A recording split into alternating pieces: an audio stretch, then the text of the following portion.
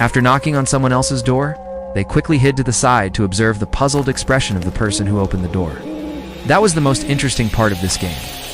When I was a child, my family lived in a residential area with a very uniform architectural style. So on a quiet weekend night, my two friends, Xiaojun and Xiaobing, and I wanted to play a door-knocking prank game here. The reason for choosing this house is also very simple. One is to know if anyone lives here, and the other is, if someone lives here, what kind of person would that person be? Asterisk, according to the rules of the game, each of us has to ring the doorbell. At least once. Xiaojun went first. He ran over and tried to ring the doorbell, came back and told us that the doorbell seemed to be broken and could not be pressed. We motioned for him to knock directly on the door, so he knocked hard on the door a few times and then ran back to the bushes next to the door. We waited for a minute, but there was no response in the house. It was my turn. I ran to the front door. To show my bravery, I didn't knock on the door, but banged hard on the door. I didn't expect the door to open directly. Although it was only opened a little, it almost gave me a heart attack. Asterisk, I quickly rushed to the grass to hide. The three of us squatted together, expecting someone to come out to check. But the door kept opening a crack, and no one came out. At all, I think I must have hit it too hard, knocking the door bolt open, and the door will open. At this moment, we were even more eager to know if there was anyone inside.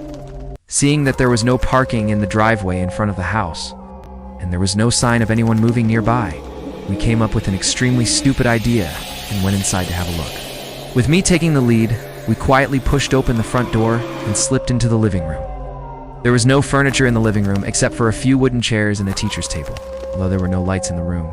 The moonlight, mixed with the light of the street lamps outside, shone in the center of the room, and our line of sight was unaffected. Then we quietly went to the kitchen and smelled an unpleasant smell. After opening the refrigerator, we realized that the disgusting smell was coming from here. There was a pile of long-expired milk mixed with rotten raw meat in the refrigerator. The smell was really unbearable, but it also confirmed that no one had lived here for a long time. Since there was no one, we were not so nervous, so we decided to continue upstairs. There's also a lot of space upstairs, with many rooms. All. The doors are closed. Asterisk, the teacher, said that opening unknown rooms one by one in the dark was a bit of a test of courage. There were too many rooms, and the three of us started to split up just to see if there were any interesting things in those rooms. So I went shopping, guarding the doors one by one, and the rooms that had been opened were the commoner club that my friends had already seen. I went to a bedroom, which was basically empty, with a shabby bedside table in the corner, and traces of the bed could be seen on the floor. At this time, I heard a sound sizzling in the room. I looked around, and neither Xiaojun nor Xiaobing were here. All I saw was a huge hole in one wall, which was dark inside.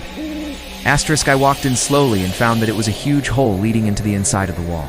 Inside it was pitch black, and nothing could be seen. But when I walked in, I heard the sound of breathing inside, and I thought it must be my two mischievous friends who were hiding inside trying to scare me. So I called out their names, but they answered from two different rooms, which means that they were not in this room at all. Who or what was breathing in the dark hole? Someone else was left. They might have run out at this time. But out of foolish curiosity, I approached the black hole a few more steps. And Xiaojun and Xiaobing also came in and stood behind me, watching inexplicably. With him there, I was even more confident. Asterisk, when I was only about 4 meters away from the hole, I seemed to see something moving inside, and they asked nervously behind me, "Did you see anything?"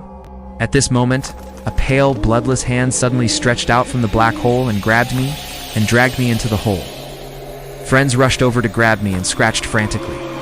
The wrinkled, shriveled, and pale arm finally loosened, and we rushed downstairs and out of the house without a moment's hesitation.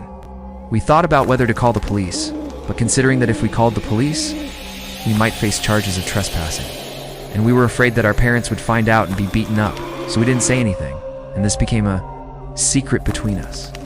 Who is the hand that stretched out from the stronghold? And if it came from where, it is unknown.